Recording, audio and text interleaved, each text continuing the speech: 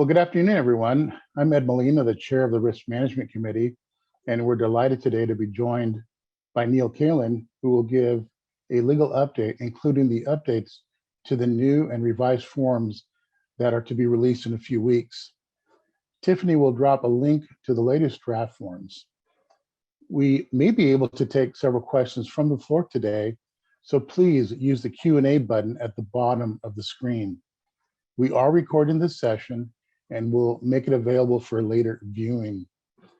We are very fortunate to be joined by Neil Kalin, Assistant General Counsel of the California Association of Realtors. He has been working with CAR for over 30 years, senior legal advisor to CAR's Standard Forms Committee, author of amicus briefs for CAR, for the state and federal courts, and so much more for the real estate community. Welcome, Neil, and thank you for being here today. Take it away, Neil. All right, thank you, and thanks for having me. I really appreciate it. You guys scheduled this early, and you get the advanced preview of a webinar that I and Justin Murakawa, the other Standard Forms attorney, are doing next week. So you're practice for me, and hopefully you'll get enough where maybe you decide you're not going to need next week, but there's also something else going on next week that you might be very interested in. So let me share my screen and I will get going here. Again, thanks for having me. Basically, I'm going to be talking about new and revised forms. I was asked to talk about one other particular topic, which is what happens if there's fire damage during the course of an escrow, and what might be relevant to dealing with that situation. I have a couple items that I want to bring to your attention, and we'll kind of see how we're going with time. There's another issue that's been a very kind of hot issue as the market was becoming stronger and stronger. We understand there's been at least some slight cooling off. So we'll have to see if that other issue dealing with appraisals is going to be very relevant going forward. But let me get started. Hi, I'm Neil Kalin, Assistant General Counsel at CAR. Appreciate the introduction, Ed. Yes, I've been with CAR for over 30 years. Unbelievable.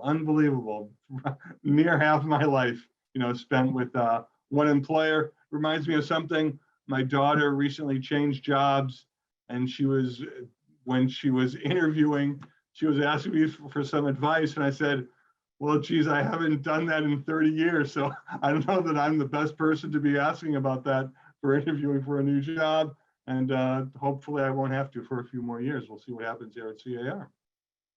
Anyway, so let's move on. What's on the agenda today? First, I'll give you a few facts about our new and revised forms.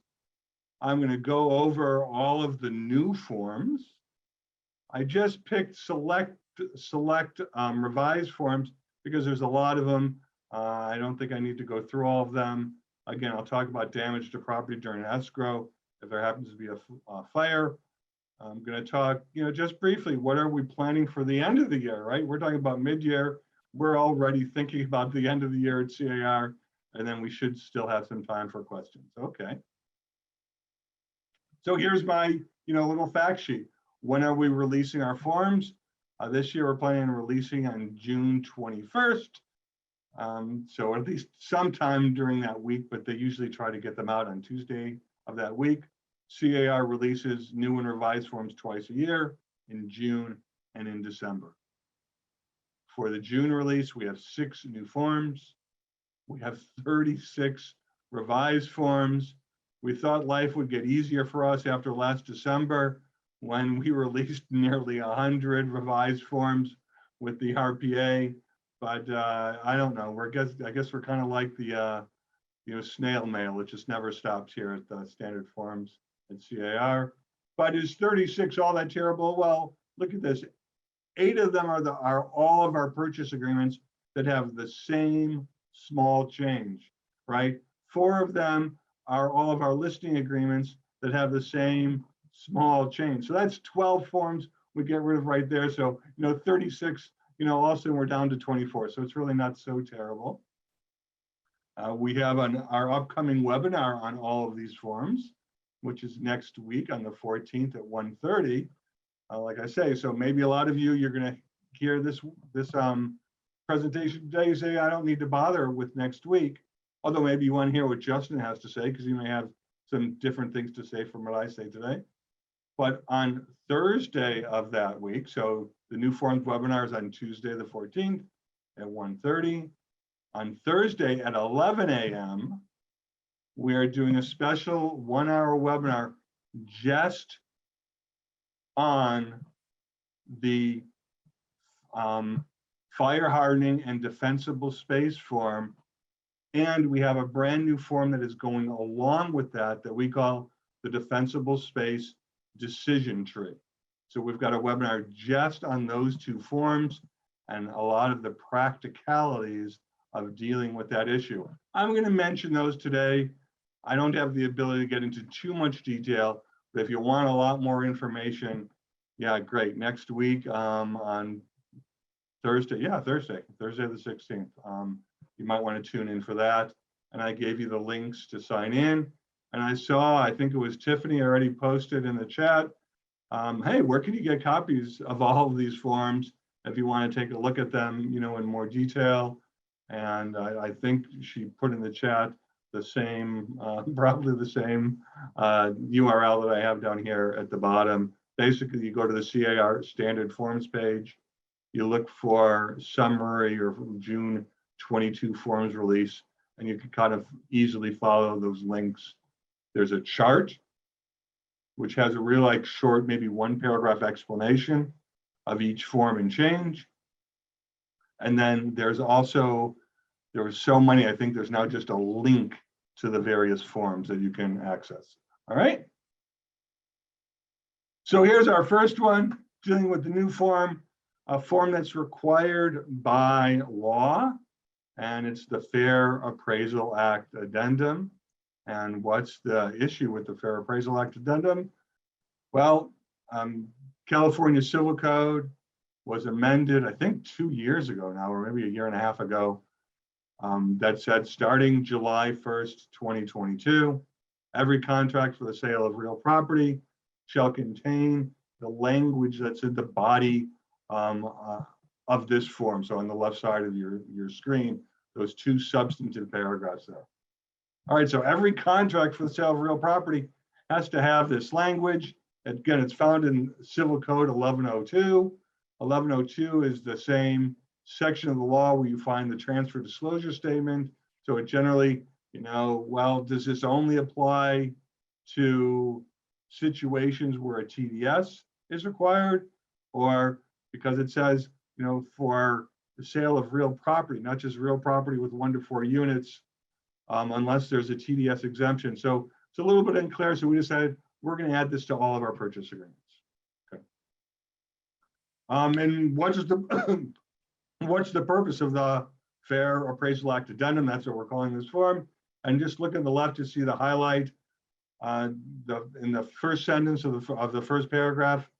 An appraisal is required to be unbiased, objective, and not be influenced by improper or illegal considerations. Well, yeah, right. It's like, duh, of course not. But, in the news a year ago, there was stories about properties that were appraised differently, the same property that was appraised differently, depending on what the appraiser may have thought about the buyer or the owner of the property. And in those particular cases that got the most the most interest and the most widespread concern, it had to do with the race of the person who was either the buyer or the property owner. And of course, we all know that that should not happen, but it does, or it did at least, and we hope it does not happen going forward. The legislature said, we want to make sure that everybody is aware that appraisals and appraisers are subject to the fair housing laws as well. And if whether it's a buyer or a seller in a transaction feels that there's been some kind of discrimination in the formation of an appraisal, well, guess what? Then let's give them easy contact information. How can they reach the Bureau of Real Estate Appraisers? There's a URL, which is built right into the mandatory language, as well as a phone number, right? So it's hopefully that by giving attention to this issue, that will, if not eliminate the unlawful conduct that already was existing, at least minimize it to the greatest possible extent. So again, every contract has to have this language. We just released our RPA, right? Our RPA went from 10 pages to 16 pages. Now do we kind of rearrange all of that information that was just released in December of last year to accommodate adding 2 substantive paragraphs to our purchase agreement? I understand forms can be said, no, there's got to be a better way that we can do that. I'm going to get into how we do that. So what we did is we created this addendum. The addendum is bundled with all of our purchase agreements so that it will automatically be a part of the real property contract, okay? And you can see the list on the right side of the 8 different purchase agreements, the RPA that most people are familiar with, the income property, commercial, vacant land, the nod pub, which we haven't seen a lot of for a while, thankfully, deals with property that is in foreclosure. And then we have 3 subdivision type sale properties that is also part of that. Okay, so what's our next new form? It's a commercial seller property questionnaire. So what happened is some members came to us and said, you have a seller property questionnaire, the SPQ form. That's a great voluntary form, a great risk management form for residential transactions. You have one for vacant land, but you don't have one for commercial property. And one of the other primary form providers for commercial sales, called AIR, they've got 2 different forms dealing with commercial disclosures, commercial seller disclosures. So we said, well, why don't we do something? We don't necessarily have to follow the model of that other forms provider. Why don't we follow a model that our members are familiar with and create a seller property questionnaire that is in the mode of the existing seller property questionnaire that's used for residential sales. And that's what we did. That's what this form does, brand new form. Notice up there at the top left, you see the form, commercial seller property questionnaire. It's also for residential properties with 5 or more units, right? So apartment buildings, right? If it's 4 or fewer, you're going to be using the regular SPQ. 5 or more uses brand new commercial seller property questionnaire. Again, follows the same format, asking the seller, are you aware of various conditions or situations impacting the property? You see there, paragraph 6 deals with plumbing fixtures, water heaters. Is there a methamphetamine government order affecting the property? Other relevant paragraphs I thought I would just mention. Paragraph 11 deals with hazardous substances. Paragraph 18, consistent with what I said, that this could be used for residential properties with 5 or more units. Well, there's some disclosures that are unique to residential and not necessarily applicable to commercial properties. And so there we have disclosures dealing with lead-based paint and smoke detectors. And another prominent paragraph in this multi-page form is paragraph 19, dealing with lease documents, seller providing disclosures about any kind of landlord-tenant relationship that exists. Our next new form is a mixed-use purchase addendum. So back in December, CAR decided, you know what, we've got too many purchase agreements, right? Before December, we had, the 8 that I just mentioned before. We had a mobile home purchase agreement. You may say manufactured home. I usually just use the words mobile home. I'm referring to the same thing. We had a probate purchase agreement.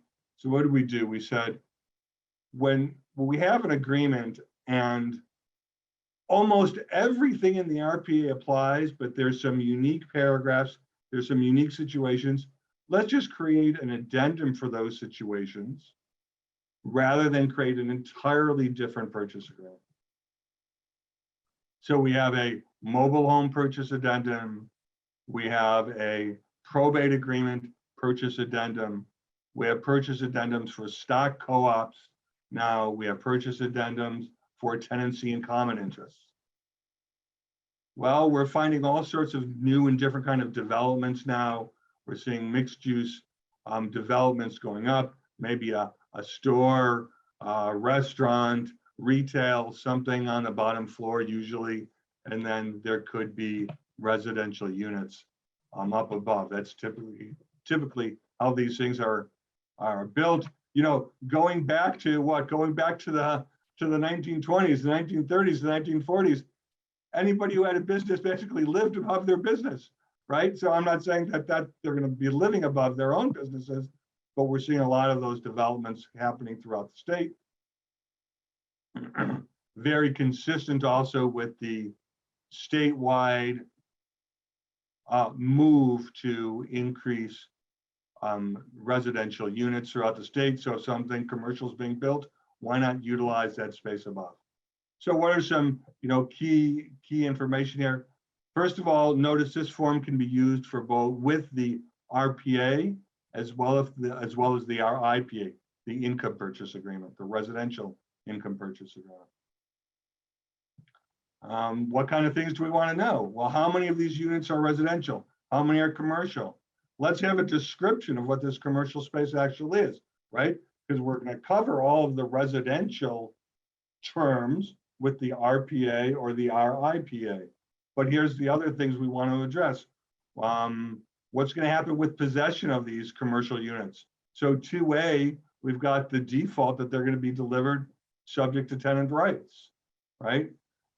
Now, maybe certain ones will be delivered vacant. So that's the optional paragraph 2B. When? Well, on the date of close of escrow, right? Notice paragraph 4, items included. A lot different than the items included paragraph in our typical RPA or our IPA, right? Because what are we saying in 4C? Hey, for commercial, it's not typical to do it that same way. Generally, there's an inventory prepared of any kind of personal property that is included. Other ways to secure, especially loans, and to make sure that delivery of that personal property is good. So with the delivery of a bill of sale, and the security might be in the form of a UCC1 financing. So those are some things that are different. Basically, what are we doing? We're trying to address the commercial aspects of mixed use property with this addendum. You see on the right side of your screen some other relevant issues dealing with an environmental survey, something that typically does not happen with residential, typically does not even happen with residential income, even of 5 or more, right? Dealing with fire extinguishers, pool drain covers, those are areas that the law specifically addresses. Plumbing fixtures that you're already used to, guess what? Those rules also apply in commercial transactions. And then there's a lot of clauses from our commercial property agreement. So you won't need to have a separate residential contract and commercial contract. You can just use the residential one with this mixed use addendum, and those terms from our commercial purchase agreement are being brought in. And you see, I just referenced a lot of those in paragraph 7 through 11. Neil, may I interrupt? There is one question from the floor. Absolutely. Has the CSPQ been added as a contractual obligation to the CPA? Okay, and great question, and the answer is no, because we have not modified that form yet. Actually, one of the things that we're going to be doing, so we're going to be jumping the gun here with my presentation.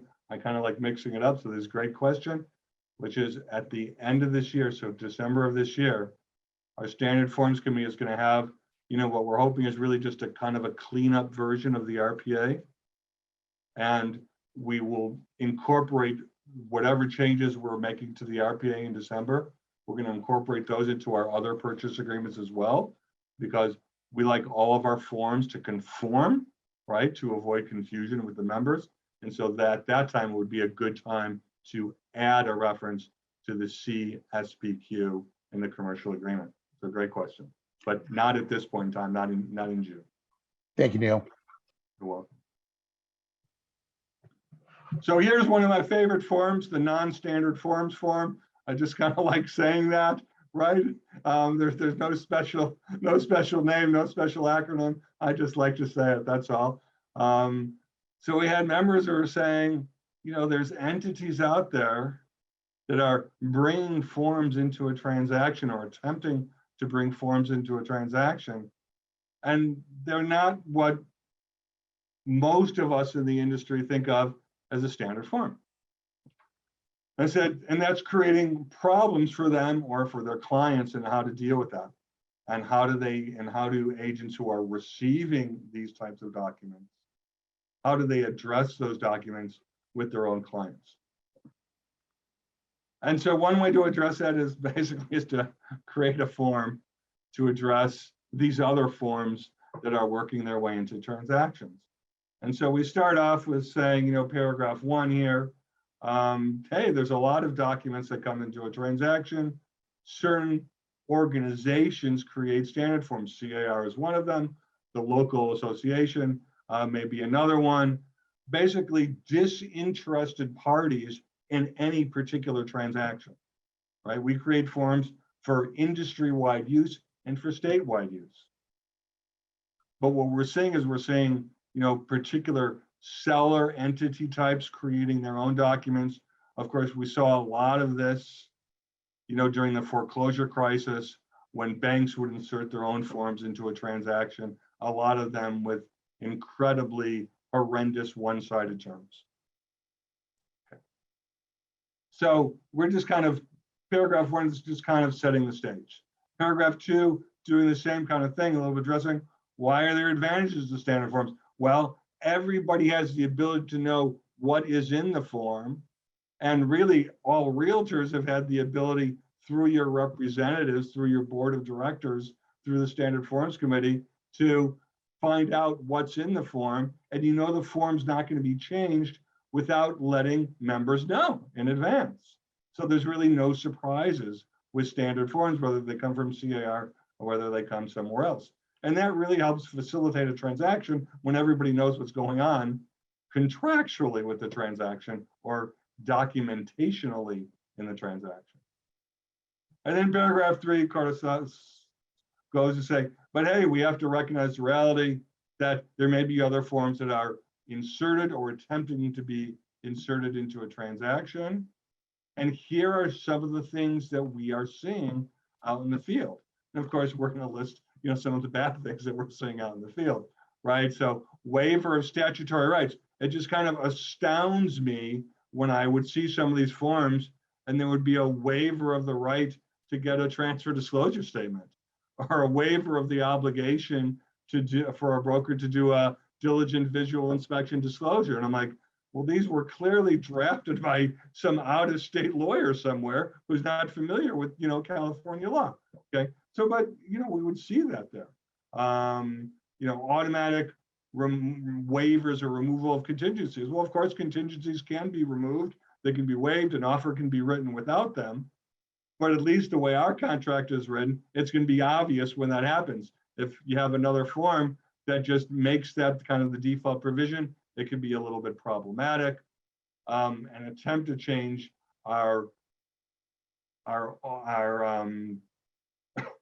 to change the removal of contingency from the active method, meaning contingencies have to be removed in writing, to the passive method, which is not illegal.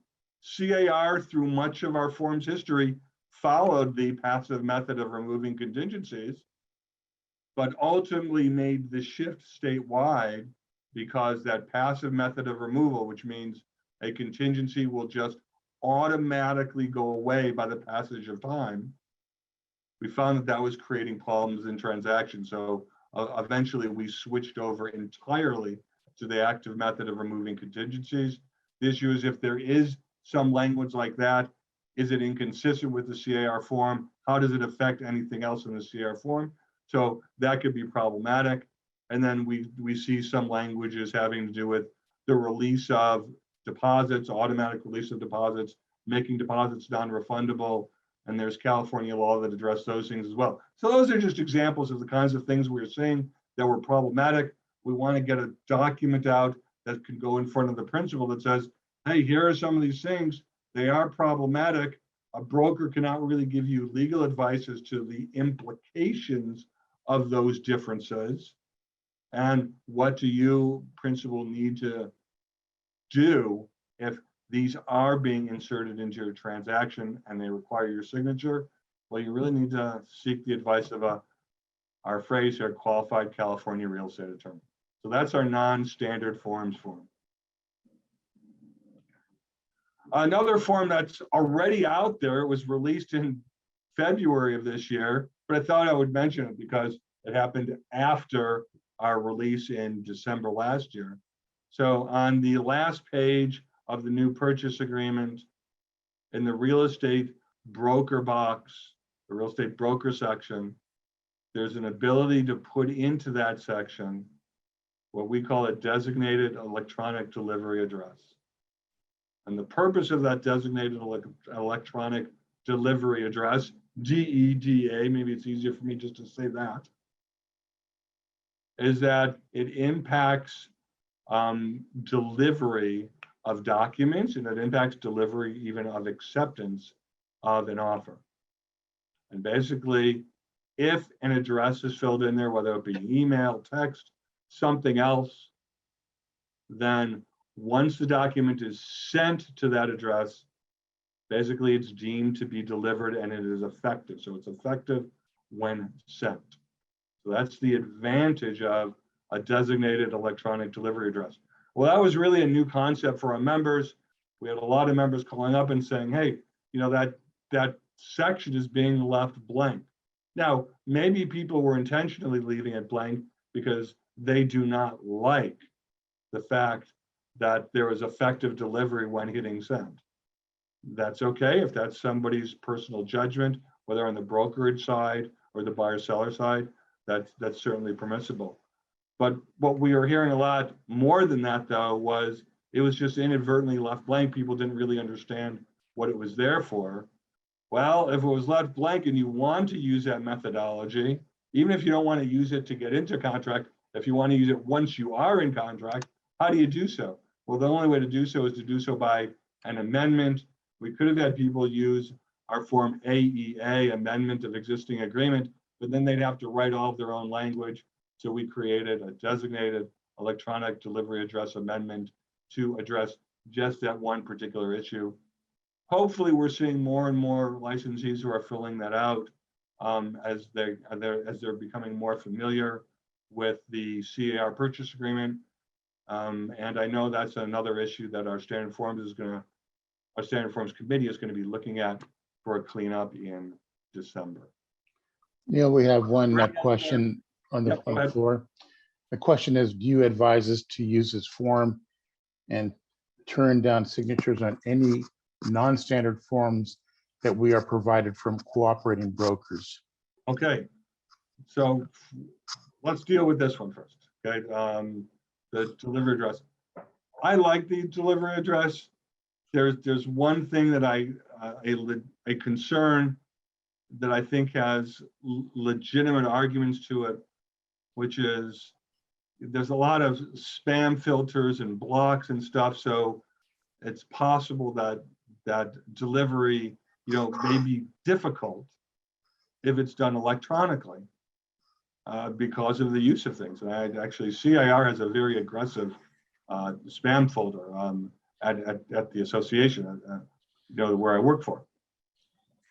But that being said, I really don't know anybody who's doing transactions basically manually with manual delivery. Delivery always seems to be made electronically. And so to me, the advantage of filling out that section is it recognizes the reality of a transaction. And maybe if you're concerned about, having difficulty with one email address, then maybe you include in there that you say it has to be email address 1 and 2, right? So that you're increasing the likelihood that something will get through, okay? So, but I like it because I think it reflects the reality of what's going on in the marketplace. That's why I like it. And Go ahead. Regarding the DEDA form, there is not a sample of this form in the new forms file on the CAR website. Where can we get a copy of this, Neil? Well, it's already in zip form. It is. It's been there since February of this year. So Very good. that's why I bring it up, because it was not discussed in December because the form didn't exist back in December. So that's why I like to bring it up with the new forms. Okay.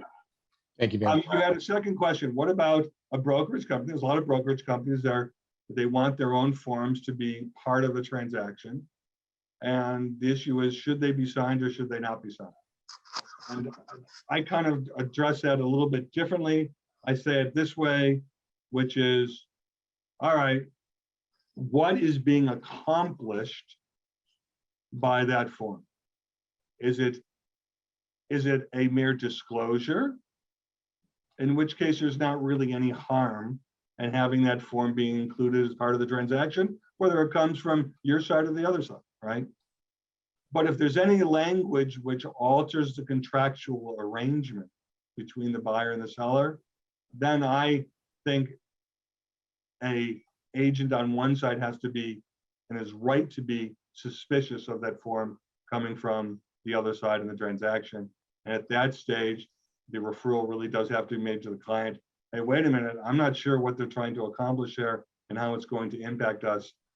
You know, more and more at CAR, we're saying, geez, the principal really needs to contact an attorney. Believe me, I wish it weren't so, right? I wish it were more like, you know, I started CAR 30 years ago. Attorneys were never involved in transactions, but prices are getting so high and transactions are getting more complicated that seems to be happening with increasing occurrence now. So if you see that there's any kind of contractual terms, I think you got to advise the client, no, I wouldn't sign this without getting outside advice first. That's the way I would address that. Okay. The other thing I want to address there is, when the form comes in, if the form is not referenced in the purchase agreement or an addendum to the purchase agreement, it is just brought in afterwards, then there's no contractual obligation to do anything with it, right? So it could be ignored outright if one wants to, whether it's a disclosure or an addendum. Great, so next form, independent contractor agreement. You're all licensees, you all already have your independent contractor agreement, but for those of you who are brokers, this is put in the new category. In my view, it's not really new. It's really a revision. Currently, we have two versions of the independent contractor agreement, the ICA. We have one that does not have any requirement to arbitrate, and we have one that does have a requirement to arbitrate following specific procedures. What this new form does is, we got rid of the one entirely. We got rid of the one, the ICA NA, and basically what this is it's really a revision to the one that has an optional binding arbitration clause in it. So again, for you brokers, what we find is usually the larger brokers are more favorable to this binding arbitration paragraph in their independent contractor agreement. Why? Because of what you see there in paragraph 16D, there's a class action waiver, okay? But it's only applicable if it gets initialed by the licensee. So you see right there at the top of paragraph 16, it says, right, only if initialed by the associate licensee in the box below. And it's very clear at the bottom of this paragraph that it has to be initialed. You say, why is there not the broker's initials there? Because our understanding of the industry is the broker will put this out to the associate licensee. The associate licensee will then sign it and initial it. If the associate licensee does not initial and the broker wants it to be initialed, then the broker just won't sign the agreement and will engage in a discussion with the associate licensee about why they want to have a binding arbitration. So again, not going to impact most of it. Finally, the last new form is the defensible space decision tree. This form is going to be bundled automatically with the fire hardening and defensible space form, a form that we needed to create to address a statutory requirement that was imposed on all transactions in which a TDS was required if property was located in a high or a very high fire hazard severity zone. So the form that we have now, that FHDS form, is difficult. It's difficult to understand. We understand it's difficult to understand. What we did at the time that we created the FHDS form was we basically took the language from the statute, put it into the form, kind of threw it out there and see how it was going to work. And our members told us, we don't like this form. It's difficult to understand. It's difficult to appreciate. That's true. It's not really our form's fault. It's the fault of a law that basically made a disclosure a contractual requirement, and that applied differently depending on whether there was a local defensible space or vegetation management law in effect or not. So there's all sorts of variables that come into play. Recognizing that difficulty, what we did was we created this form, and it goes through various steps. And if you answer the questions, you know how to complete the contractual FHDS form. So right there's step one. What's the first thing you want to know? Hey, is the property located where there is a local law? And if the answer is yes, then it tells you which box to check on the new FHDS form. Okay. And then see right there, and then, okay, go to step two. And then step two will tell you, ask you questions and tell you what to do. Okay. And this decision tree, 2 pages, because it goes through all the different scenarios. And something that will be discussed next week at that separate webinar is, how do we actually go through this form? How does your client go through this form?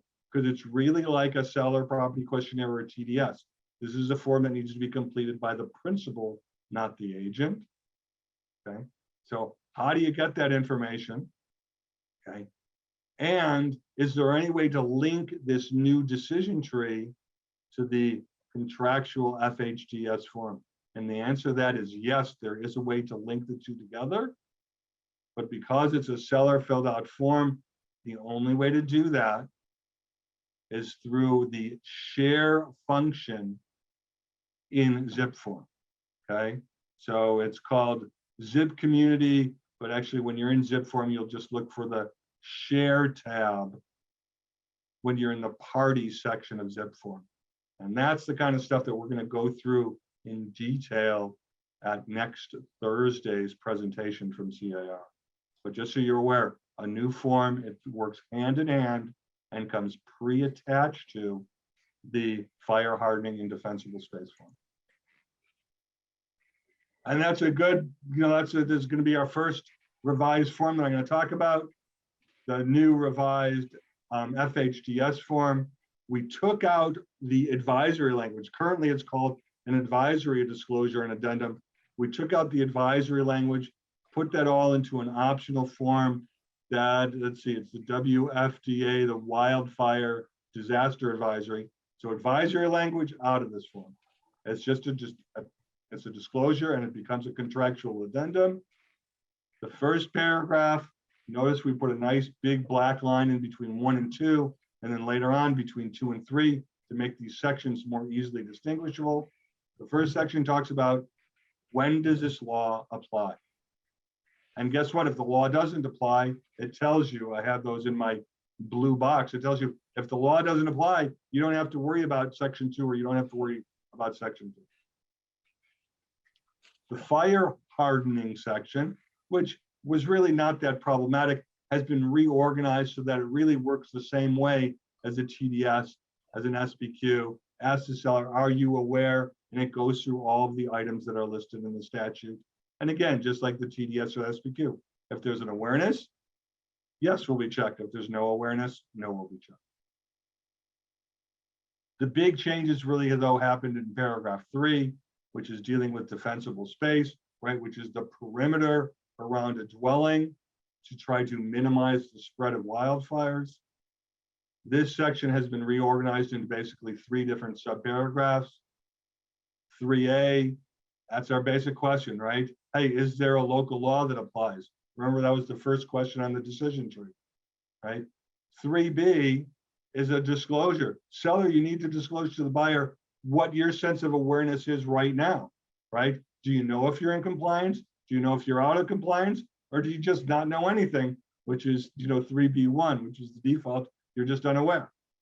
And then 3C deals with all of the contractual options, right? Who's going to bring the property into compliance? And there's 3 potential answers for a buyer, or when a buyer will bring a property into compliance. And there's 3 potential answers for when a seller might bring a property into compliance. We've reworded the language. We think it's a little bit easier to understand now in paragraph 3C. And again, if you're using that defensible space decision tree and you're using it in zip community or the share feature in zip form, when you fill out the decision tree, it's going to automatically check the appropriate boxes for the client and 3A, 3B, and 3C. All right. So let's see. Here we go. That's good. I'm about halfway through, even though we're about 3/4 through our time. But that's not going to be a problem because a lot of the changes that happen after this really are kind of minor. I kind of threw them into the presentation just in case we had additional time. I don't have anything scheduled at 3 o'clock, so I have the ability to stay a little bit later. If there are questions, I can try to get to some of those. But real quickly, I mentioned the Fair Appraisal Act addendum, right? So that the reference to that addendum is in all 8 of those purchase agreements. It's dealing with appraisal, so we figured the best place to mention that is in the appraisal paragraph. You see a little on the right side, a little asterisk next to the NCPA, that's the new construction purchase agreement. There is no appraisal paragraph in the new construction purchase agreement, but it is a purchase agreement. Remember, we're talking about dealing with, sales of real property. So in the NCPA, this language that you see here in 8B3, I took the language from the revised RPA. This is the only change to the RPA, is adding paragraph 8B3, referencing the Fair Appraisal Act addendum. That's it. There's no other changes. Any other change to the RPA, our standard forms committee is going to be addressing those the balance of this year for a release in December.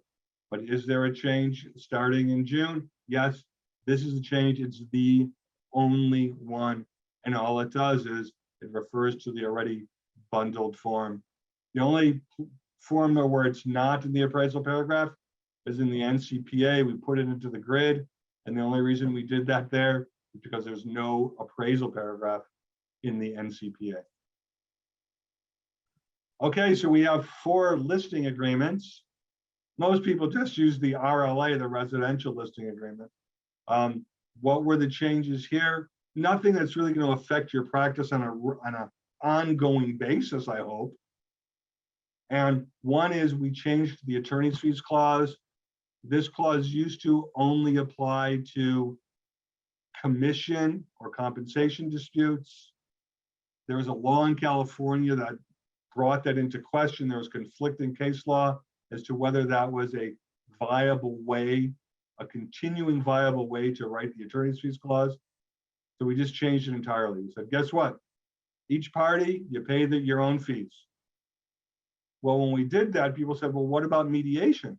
Because in our mediation clause, there's an incentive to mediate, which is if there was a prevailing party attorney's fees clause, you lost your right to that advantage if you did not mediate. Well, in the new listing agreements, there is no prevailing party. Each party pays their own, there's no prevailing party fees clause. Each party pays their own attorney's fees clause. So how can we incentivize people to mediate in that situation? And what we said was, well, if you don't mediate and you lose, guess what? The other side gets to collect prevailing party attorney's fees. So we kind of reversed the whole process. And that's with, again, exclusive, the non-exclusive, and what's called the seller reserve, as well as the commercial listing. Okay. The other thing we did for all of our listing agreements, we incorporated the entity signature block that was already in the RPA, right? Because we all said, oh God, well, you don't need the RCSG anymore because we now have entity signatures in the RPA. But what did you do if you have an entity who's signing a listing? right? You still had to bring in what we call the representative capacity signature disclosure. Hey, starting in a week, just about a week from now, 2 weeks from now, you won't need to do so with your new listings. Entities can sign, use the same methodology that you should already be familiar with now with the RPA. We define who a legally authorized signer is. In the signature block, there's always going to be a signature by an individual. There's going to be a printed name of the seller who might be an individual or might be an entity. And if it's an entity, then that box gets checked. So I'm looking in the green box right now, kind of the third line down. If you have an entity, well, who could sign for the entity? We want to know who that is. You're going to check that box, and that's the only time that that particular line will be filled out with the title. So those are the two changes to the listing agreements. Request for repairs. What do we do in request for repairs? I'm just going to go down to that blue box. What does that blue box say? Well, hey, seller, you're either going to agree to everything that the buyer wants, or maybe you're only going to agree to some things that the buyer wants. So notice 1A or B, it's very clear, all or partial. But sometimes the buyer says, so the default is the buyer says, seller, I want you to make these repairs. And if you agree to that, I agree to remove. Or when you agree to that, what's automatically going to happen is the investigation to property contingency gets removed. Well, maybe the seller wants other things to be removed as well. So there's clearly an option to do that in that blue box, paragraph 1C. The seller may impose additional conditions.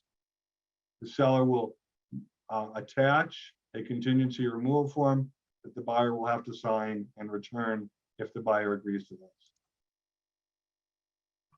Cancellation of contract form. This is a kind of a two-part form. The first part is a cancellation of contract. It's possible to unilaterally cancel a contract. Think about that. That makes sense, right? Let's say a buyer has a loan contingency and the buyer cannot get a loan. During the contingency period, the buyer can unilaterally cancel the contract. Can a seller ever unilaterally cancel the contract? Of course, right? If let's go back, say the same thing. Buyer has a loan contingency. Because we have active removal of contingencies, let's say the buyer does not remove the loan contingency. The seller gives a buyer a notice to buyer to perform. If the buyer still does not remove the loan contingency, what happens? The seller has the unilateral right to cancel. There was a paragraph in there that talked about mutual cancellation, but it did not work very well because there were not enough signature lines. So basically we kept the mutual cancellation, but we're saying, this is just a proposal. Seller, if you agree to mutual cancellation, then you're going to have to sign the second part of the form as well, or buyer mutual cancellation, doesn't matter. And the only other difference in the second part, which is the release of the deposit and the cancellation of escrow portion of the form, we're hearing more and more about situations where a deposit never got put into escrow, but the parties needed to cancel. So let me give you an example, right? There's 3 business days to put a deposit into escrow. Let's say you enter into contract on day 1, day 2, and let's say the buyer has an investigation contingency. Day 2, the buyer does their investigation, is not happy with the property and wants to cancel, right? So there can be a unilateral cancellation of contract.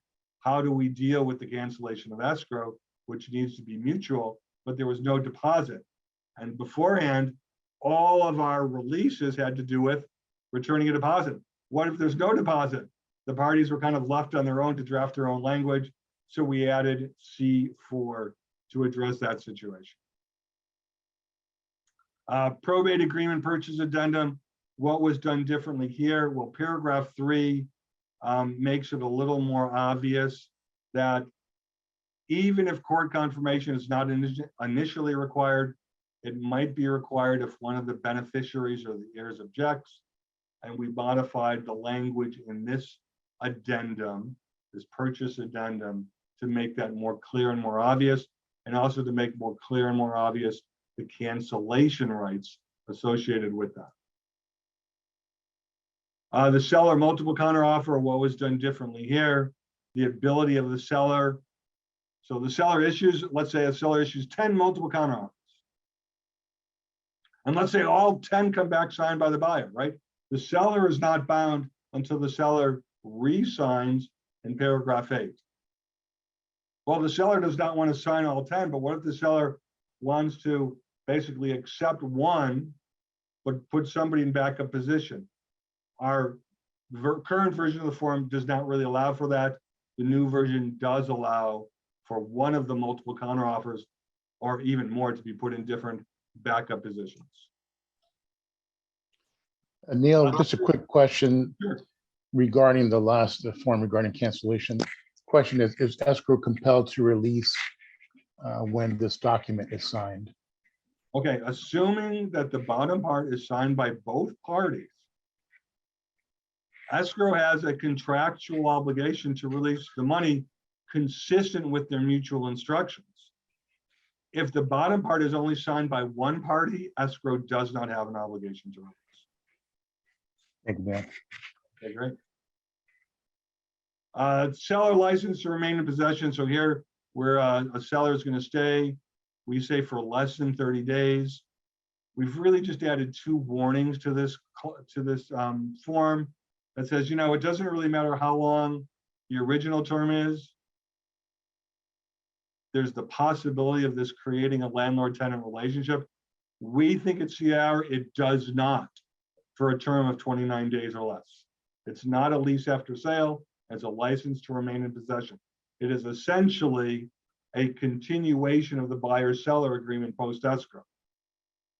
But let's say, we've heard about this happening, particularly in the strong market, where the seller originally is going to stay for 29 days and then says, you know what, I need to stay for another 2 weeks. Well, now 29 days turned into what? Turned into 43 days. So is that really a license anymore? At that point, we're saying, parties, you know, you need to talk to your lawyer in case it changes the legal relationship. Tenant occupied property addendum. Probably the thing that was creating the biggest problem for members in the field was paragraph 2B, because it was pre-attaching this form that we call RCJC, the rent cap and just cause. That form did not have to be filled out. It was really just there for informational purposes, because we think a buyer needs to know information about whether the tenant is covered under certain statewide acts. And so we changed the language in 2B to make that more clear. Seller property questionnaire, one of the changes here had to do with paragraph 6A, which is disclosing a death within the last 3 years. But disclosing a death and disclosing the manner of death are really 2 different things.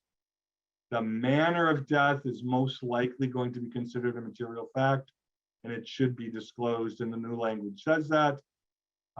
There's an exception to that for HIV and AIDS, and for those of you who caught it, AIDS should have been all caps, and it's going to be corrected by the time of the form release at the end of next, or in 2 weeks.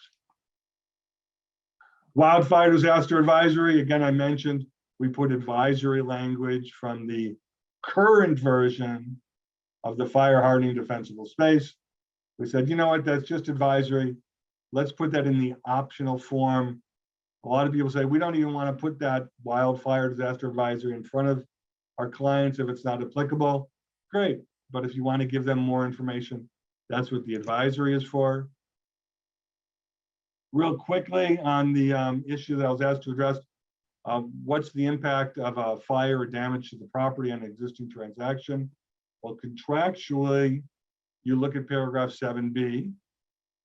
Property is sold in its present condition on the date of acceptance, okay? And it is to be maintained in substantially the same condition as on the date of acceptance. So depending on the extent of damage from a wildfire, it may no longer be in the condition on the date of acceptance. So there's a contractual answer to that, right? Buyer, do you have the ability to come and check? Yeah, you have a final verification, right? Within, you know, the last 5 days, right? And seller, do you have to make the repairs? No, you don't have to make the repairs. But if it's not in the condition that it was promised to be in, especially if there has been material damage, under common law, buyer, you have a right to cancel a transaction.